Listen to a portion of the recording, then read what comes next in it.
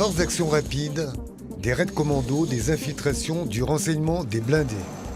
Mais aussi des tirs réels de missiles, de roquettes et de mortiers, et le recours impérieux aux hélicoptères, fer de lance de la manœuvre aéroterrestre. Ici, l'on recrée des scénarios plausibles d'une guerre de haute intensité, bref, une coopération interarmes où les forces terrestres et aériennes unissent leurs efforts vers un objectif commun. Nous sommes sur un exercice qui est un exercice sur une menace dense, sur une menace avec un ennemi simulé, mais qu'on simule réellement sur le terrain, qui est fort, qui est bien armé. Et nous réagissons avec une manœuvre tactique, une manœuvre de haute densité, avec énormément de tirs et des tirs puissants. Il faut se méfier de notre ennemi. Alors quand je dis se méfier, il faut le respecter. Et donc il faut savoir adapter notre réponse à son armement, à ce terrain et à cet ennemi qui se bat comme un vrai soldat. Il n'y a pas de petit ennemi, il y a juste une réaction et des techniques qui sont adaptées à un ennemi. Et pendant ce temps, à proximité, dans le poste de commandement mobile, les chefs de guerre, en véritables spécialistes, ne vont laisser aucune place à l'imprévu dans la conduite de cette campagne. Ici remonte l'intégralité des informations à la fois qui nous arrivent des troupes déployées sur le sol, mais aussi tout autour de nous par des capteurs spécialisés que sont les drones, les commandos infiltrés et les autres armées. Si on a par exemple des éléments de l'armée de l'air déployés, c'est aussi ici que se réalisent les ordres de conduite, c'est-à-dire les réadaptations quasiment en temps réfléchi de la manœuvre.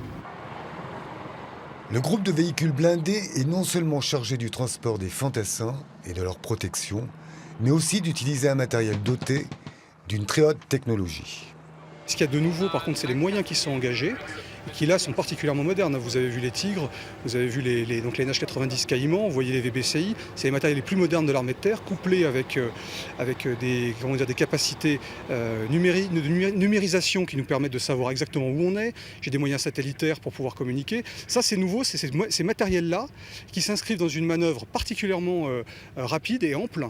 Et alors, nouveau combat, tout dépend de ce qu'on entend, puisque la forme de combat s'adapte en fait au mode d'action de l'adversaire. Mais grâce à ces moyens, on développe de nouvelles tactiques qui permettent de mieux répondre aux menaces auxquelles nous faisons face. C'est le fleuron de l'aviation légère de l'armée de terre. Le Tigre est un hélicoptère dont la seule présence s'avère dissuasive sur bien des terrains de conflit. C'est un hélicoptère qui permet de rassembler 3 types d'armements sur un seul porteur.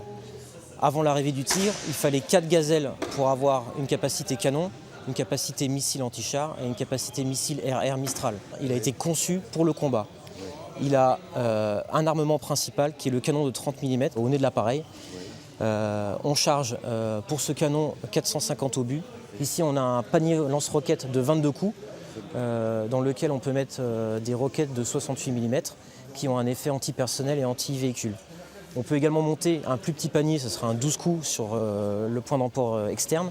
Et c'est aussi seulement sur ce point d'emport qu'on peut monter le missile Mistral, qui est un missile air-air, donc pour détruire des aéronefs lents type hélicoptère ou avions lents. En outre, signe de la bonne coopération interalliée au cours de ces manœuvres, un détachement d'hélicoptères espagnols complète le dispositif et prend en charge un groupe d'artilleurs français.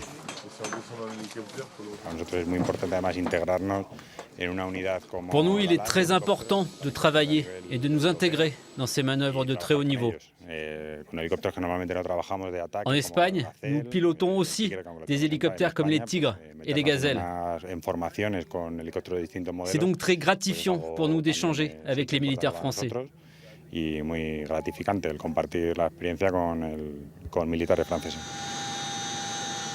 Ils vont nous déployer sur une position.